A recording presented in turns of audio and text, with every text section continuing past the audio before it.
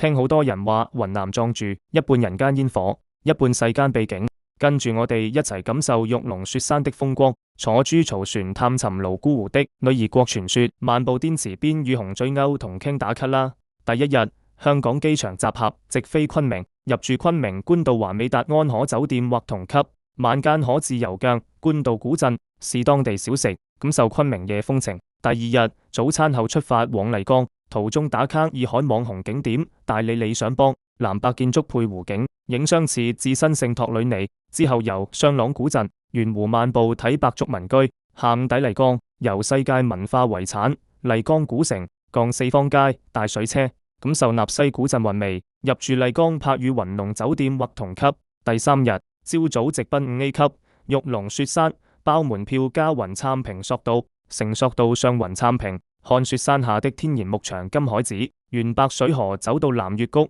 包電瓶車，湖水隨光影變幻藍綠色，超靚。之後乘車往高原明珠瀘沽湖，遊成人灘，看湖水拍岸。晚上同當地人拉手跳窩莊舞，體驗摩梭風情。入住瀘沽湖清晨假日酒店或同級。第四日之後乘特色豬槽船，包船票、燈、女巫比島，體驗湖上之舟、舟上之人、人之歌聲的摩梭三絕。下午乘車返麗江，續住柏宇雲龍酒店或同級，晚間可至遊更麗江古城夜景。第五日，早餐後出發往香格里拉，先遊新華民族村，之後往虎跳內，包門票加往返扶手電梯，看金沙江穿來而過，虎跳勢激起巨浪，超震撼。午餐自理後遊獨克宗古城，包門票，推世界最大轉經筒祈福寶新遊暖胃，入住香格里拉蘭歐國際酒店或同級。第六日，乘車往大理，遊大理古城，鏡五華樓、洋人街，